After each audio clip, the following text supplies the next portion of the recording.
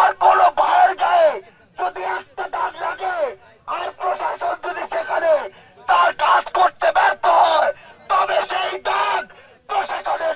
আমরা না বুঝাইছি ভাই, ভাই ভাই আমরা না বুঝাইছি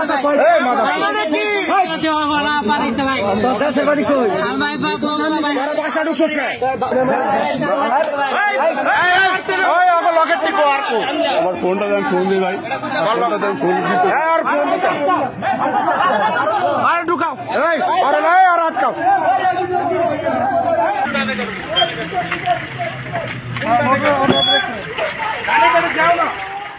আসসালামু আলাইকুম দর্শক, দেশ ও দেশের বাইরে থেকে যারা এই মুহূর্তে ভিডিও ওপেন করেছেন সবাইকে অসংখ্য অসংখ্য ধন্যবাদ। দর্শক, প্রথমেই আপনারা শিরোনাম দেখেছেন, এখন দেখবেন বিস্তারিতর প্রথম অংশেই আপনারা দেখবেন সার্জিস আলম এবং হাসনাত আশুলিয়া গাজীপুর এই এলাকাগুলায় উনার ছাত্র সমাজকে দিয়ে ঘিরেছেন এবং গাজীপুরে গত রাত্রে সমন্বয়কে মারা নিয়ে সেই মূল ভিডিও চিত্রটা যখন তাদের সামনে আসে আপনারা স্ক্রিনে দেখতে পাচ্ছেন, এটাকে নিয়েই সার্জিস আলম এবং হাসনাত কঠিন ক্ষিপ্ত হয়েছেন এবং তারা বলছেন যে আওয়ামী লীগের অস্তিত্ব থাকবে না এই গাজীপুরে, কারণ সমন্বয়কদের যেভাবে বেধড়ক পিটিয়েছেন গতরাতে তা মেনে নিতে পারছেন না তারা। তাহলে কি হতে চলেছে গাজীপুরে, লাইভে তারা কি বলছে চলুন একটু শুনি। স্বৈরাচারী শেখ হাসিনা পালিয়ে গেলেও তার মুজিববাদের বিভিন্ন চিহ্ন বাংলাদেশে বিভিন্ন জায়গায় রয়ে গেছে। আমরা কুমিল্লা থেকে স্পষ্টভাবে জানিয়ে দিতে চাই, কুমিল্লা থেকেই স্বৈরাচারী শেখ হাসিনা এবং তার পিতা শেখ মুজিবুর রহমানের শেষ চিহ্নটুকু মুছে ফেলে দেওয়া হবে এবং আমরা এই কোর্টের যে সকল আইনজীবীরা আওয়ামী লীগের পক্ষে দালালি করতেছেন, যে সকল লয়াররা আওয়ামী লীগের সন্ত্রাসীদেরকে জামিন করানোর জন্য দৌড়াদৌড়ি করতেছেন, তাদেরকে আমরা সাবধান করে দিতে চাই। বৈষম্য বিরোধী ছাত্র আন্দোলনের মামলাগুলোতে আপনারা কোন লয়াররা আসামিদের পক্ষে লড়বেন না। স্বৈরাচারী শেখ হাসিনাকে টিকিয়ে রাখার জন্য যারা অন্যায় অপকর্ম করেছে তারা এই বাংলাদেশে কোন ধরনের আইনের প্রক্রিয়া যাওয়ার কোনো অধিকার নাই। এবং আমরা শুনতে পেয়েছি বারের নির্বাচনের মাধ্যমে শেখ হাসিনার প্রেতাত্মারা আবার কোর্টে আসার পরিকল্পনা করতেছে। আপনাদের দুঃসাহস দেখে আমাদের হাসি পায়। আপনারা আসবেন, তবে পিঠে সালা বস্তা বেঁধে আসবেন। দেশপ্রেমিক ছাত্র জনতা কোর্টের বারান্দায় কোন আওয়ামী লীগের দালাল দেখতে পাইলে পিঠের চামড়া তুলে ফেলবে এবং সচিবালয়ে যে সকল আমরা বিভিন্ন প্রশাসনিক কার্যালয়ে বিপ্লবী ছাত্র জনতার বিভিন্ন কর্মসূচি উন্নয়নমূলক কার্যক্রমকে বাধাগ্রস্ত করার চেষ্টা করতেছেন, তারা সাবধান হয়ে যান। শেখ হাসিনা পালাতে পেরেছিল, আপনারা কেউ পালানোর সুযোগ পাবেন না এবং আপনাদের হাড্ডি চামড়া গোস্ত একত্র করবে, আপনাদেরকে পালানোর কোনো সুযোগ রাখা হবে না। মুজিববাদ মুর্দাবাদ, ইনকিলাব জিন্দাবাদ। কি কর্মসূচি রয়েছে এখন আমাদের আজকে এখান থেকে যাওয়ার পরে আমাদের সিটি কর্পোরেশনের পাশে মুজিবের একটা আইকন আছে, এরপরে মুক্তিযুদ্ধ কমপ্লেক্সের সামনে একটা কেবলা আছে এবং ভিক্টোরিয়া কলেজে কেবলা আছে, আরো যেখানে যেখানে এই ধরনের মুজিববাদের কেবলা আছে ওগুলো সব আজকে বিপ্লবী ছাত্র জনগণ শুরু করবে। আমি আজকে আপনাদেরকে আমি একটু বলতে চাই, আজকে হচ্ছে গিয়ে ছাত্র জনতার ঈদ আনন্দ। আমরা বলতে চাই 5ই আগস্টে 6 মাস পূর্ণ, সেটার ঈদ মুবারক হবে আজকে। এই আজকে ঈদ মুবারক হবে মুজিববাদের কবর রচিত করে। আর আরেকটা বিষয় আপনাদেরকে আমি ক্লিয়ার করে দিতে চাই, বারের নির্বাচনকে কেন্দ্র করে যারা আবার এই আদালত প্রাঙ্গণে আসতে যাচ্ছেন, যারা নির্বাচন করতে যাচ্ছেন, আপনারা হচ্ছে পিঠে সালা আছে না, বেঁধে আসবেন। আপনাদের পাশা কিন্তু আর সালা থাকবে না, সব লাল করে ফেলবো। আপনারা হচ্ছে এই যে বারের নির্বাচনের নাম দিয়ে আদালতের আশেপাশে আসলে ট্রাই করবেন না। আপনাদের বিরুদ্ধে যে সকল ব্যবস্থা নেওয়া দরকার সব রেডি আছে। আমার কোন ভাইয়ের গায়ে যদি একটা দাগ লাগে আর প্রশাসন যদি সেখানে তার কাজ করতে ব্যর্থ হয়, তবে সেই দাগ প্রশাসনের চেয়ারের পর থেকে লাগবে। আমরা স্পষ্ট করে আমাদের জায়গা থেকে আজকে সকালে প্রশাসনের সাথে যে মিটিং ছিল সেখানে বলে এসেছি, এসব গ্রেফতার খেলা বন্ধ করে বাংলাদেশে এই সন্ত্রাসীদেরকে গ্রেফতার করার জন্য নতুন এক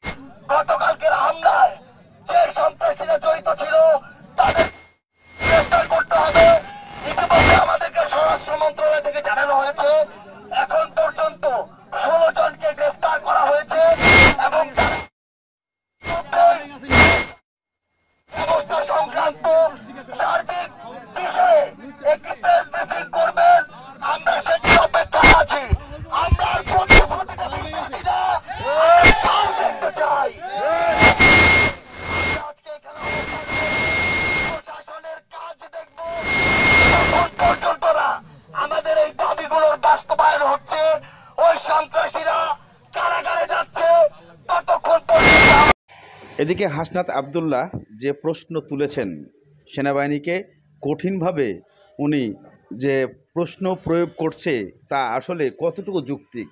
যে প্রশ্ন উনি বলছে যারা এই সমন্বয়কদের গায়ে হাত দিয়েছে 24 ঘন্টার মধ্যে তাদেরকে অ্যারেস্ট করে তাদের কাছে তুলে দিতে, এমন প্রশ্ন উঠে যখন আসে তখন সেনাবাহিনীর পক্ষ থেকে কি এমন ঘটনা ঘটে যে তারা তাৎক্ষণিকভাবে তল্লাশি চালায়। এমন প্রশ্নের সূত্র ধরে সাধারণ জনগণ বর্তমানে গাজীপুরে অনেক ভয়াবহ অবস্থা এবং থমথমে অবস্থা আছে। বর্তমানে রাত্রে কি হতে পারে তা এখনও বলা যাচ্ছে না, কারণ সমন্বয়করা সাধারণ যেভাবে তারা হামলা করেন এই হামলাগুলো হচ্ছে রাত্রে করে। তবে এর পরিপ্রেক্ষিতে গতকালকে রাত্রে যখন দুইজন সমন্বয়ককে ঘরের ভিতরে ঢুকিয়ে যখন পিটিয়েছে, এই ভিডিও চিত্রটা আপনাদের সামনে তুলে ধরা হচ্ছে। আপনারা এই ভিডিও চিত্রটা দেখার পরে অবশ্যই কমেন্টে লিখবেন সার্জিস আলমের হুঙ্কার ঠিক আছে। ভাই আমরা না বুঝাইছি ভাই, ভাই না ভাই আমরা না বুঝাইছি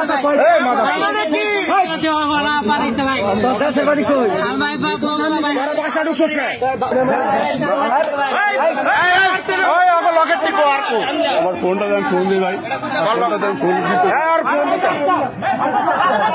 আর ঢুকাও, আর আটকাও।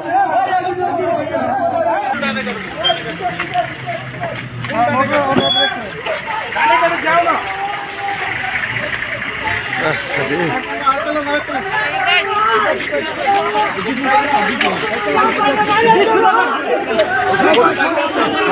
এই বাড়ি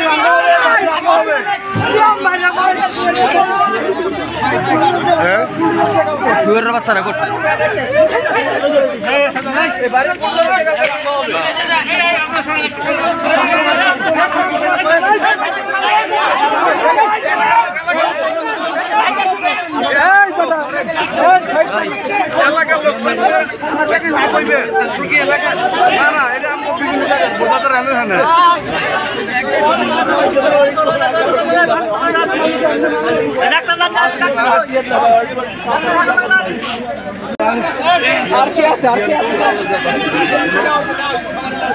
আর কি আছে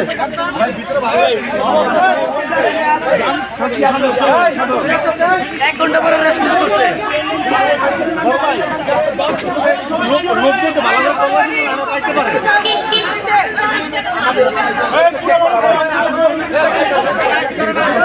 আমার ভিতরে লাইট আছে, একটু বের করেন, লাইটটা বের করেন ভালো। ভাই আমার বাইরে সিএম বাইরে মারি আছে ভাই। কোন কলেজে সিএমে বলো তো কিসে কিসে এই বলো তো সিএম বাইরে মারি আছে। সিএম কোন কলেজের কি অবস্থা বলো তো? আরে চল নিয়ে যাবে ঠিক আছে, যান এই শুনেন তোমার হাতে বসে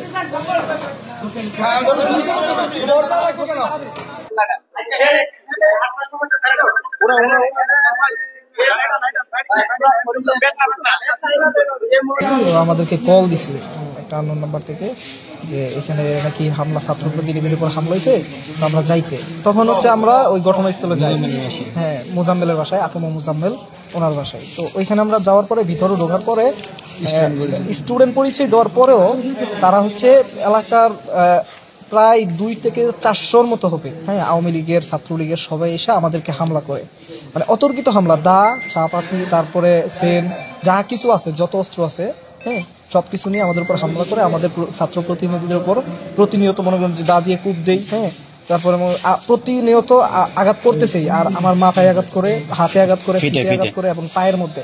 আর আমাদের অনেক ছাত্র প্রতিনিধি এখনো গুরুতর অবস্থা, যারা এখন নিঃশ্বাস নিতে কষ্ট পাচ্ছে, এই অবস্থা খুবই বাজে অবস্থা। আমাদেরকে হচ্ছে মসজিদে নিয়ে, আমাদের কয়েকজন ছাত্র প্রতিনিধিকে মসজিদে নিয়ে যায়, মসজিদে নিয়ে বাইন্দা পিটায় ওদেরকে, রশি দিয়ে বাঁধে। আর আমরা যারা উপরে ছিলাম কয়েকজন, হ্যাঁ ছাদের উপরে, একদম ছাদের উপরে নিয়ে যায় আমাদেরকে, নিয়ে গিয়ে ওইখানে হচ্ছে প্রতিনিয়ত আমাদেরকে বাঁধে, রশি দিয়ে বাঁধে রাখে, বাইন্দা আমাদেরকে পিটায়। আমার কথা হচ্ছে যে এখনো কিভাবে ছাত্রলীগের, আওয়ামী লীগের দোসররা, ফেসিস্টরা এই সাহস কিভাবে পায়? আমার প্রশ্ন হচ্ছে এই জায়গায় এখনো প্রশাসন কি করে? হ্যাঁ আমাদের আইন কি, আমাদের উপদেষ্টারা এখন কি করতেছে?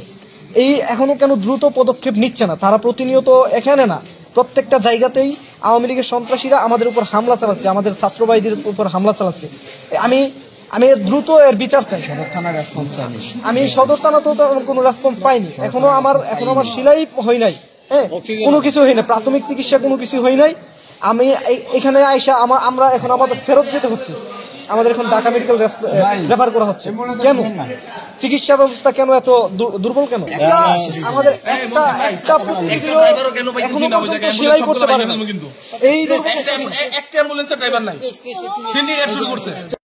মানে আমরা তো আমাদের অফিসে বসে রয়েছি, হঠাৎ করে ওইখানে ছাত্র প্রতিনিধিরা বলতেছে যে ভাই আমরা ছাত্র প্রতিনিধি বলছিলাম আমাদের এখানে হচ্ছে ওই মুজাম্মেলের বাড়ি অ্যাটাক হইতেছে, আমরা এখানে আসছিলাম, আপনার একটু আসেন, আসলে এটা সেফটি দেওয়া হবে, নাহলে আমাদের নাম হইব। তো ওই ইয়াতে বলাতে আমরা এটা জানানো হতো, ওরা আবার কয়েকজন এখানে চলে আসছে। আসার পরে ওরা যারা কল দিছিল ছাত্র প্রতিনিধি ভাই এমন কিছু বলছিল, কার কাছে কল আসছে যে আমি বলতে পারি না, যারা কল দিচ্ছিল ওরা বলতেছে ভাই আমরা ছাত্র আসেন ভিতরে ঢুকছে, ওদেরকে ভিতরে ঢুকাইছেরা মানে পোলাপাইন্ডে মানে কি পরিমাণ যে কোবাইছে আর কি পরিমাণ যে ইয়া করছে এটা ভাই বলার মতো না ভাই। বাতা দাদা আপনার যদি ছিটে দেয় এটা তো চালিয়ে দেখতে একবারে সব পাত্র এনেছে। আর স্টুডেন্ট কয়ে ওদেরকে ভাই ভিতরে ঢুকাইছে এলাকাবাসী কে যে মাইক দিয়ে বলছে যে এখানে ডাকাত ঢুকছে, ওরা নিজেরা এটা প্ল্যানিং করছে। এর আগের দিন আপনারা জানেন যে এই কুত্তার বাচ্চা ইয়া কি থাকে ওর নাম, এই জাহাঙ্গীরে কইছে যে আজকে রাতে ওরা দেখাই সারবে, ওরা হচ্ছে এই প্ল্যানিং করছে আজকে রাতে। অলরেডি নাকি পুরো সদর থানায় নাইলে 50,000-এর উপরে এই জাহাঙ্গীর মুজাম্মেল ওদের লোক ঘুরতেছে, যে কোনো সময় পোলামানের উপরে আবার অ্যাটাক হইতে পারে ভাই।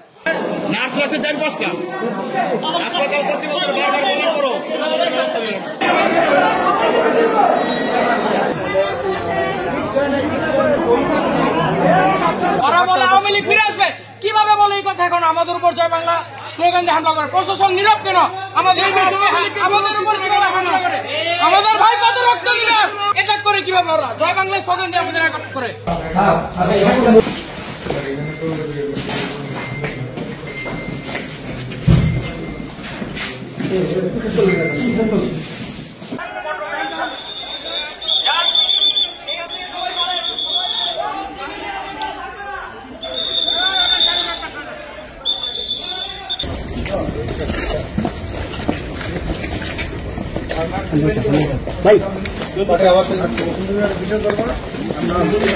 বিরোধী ছাত্র যে নেতৃবৃন্দ তারা কিন্তু এই জিনিস সংবাদটা পান যে তার বাড়িতে ভাঙচুর চলছে, তার সংবাদ পেয়ে কিন্তু তারা ঘটনাস্থলে ওখানে প্রতিরোধ করার জন্য যাচ্ছিলেন, এরকমটাই কিন্তু জানিয়েছেন। তো সেখানে কিন্তু মাইক দিয়ে ডাকাত পড়েছে এরকম কিন্তু মাইক দিয়ে বলার পর বিক্ষুব্ধ জনতা এবং সবাই কিন্তু নেমে আসার পর কিন্তু যে একটি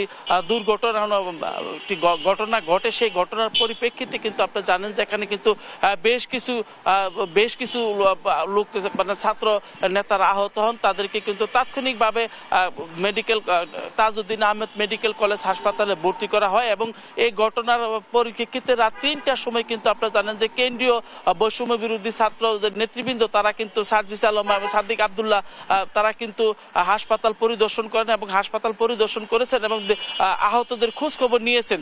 তো আপনারা জানেন যে গাজীপুরের যে বৈষম্য বিরোধী ছাত্র আন্দোলনের যে জেলার নেতা রয়েছেন এখানে মোহিত, উনি জানিয়েছেন যে তারা ওই মুজাম্মেল সাহেবের বাড়িতে যে ঘটনা ঘটেছে তার ছাত্র নেতারা সেটা প্রতিরোধ করতে সেখানে যাচ্ছিলেন, যাওয়ার পরে কিন্তু তারা তাদের উপরকে অতর্কিতভাবে হামলা চালিয়েছেন এবং সেই অতর্কিত হামলার ফলে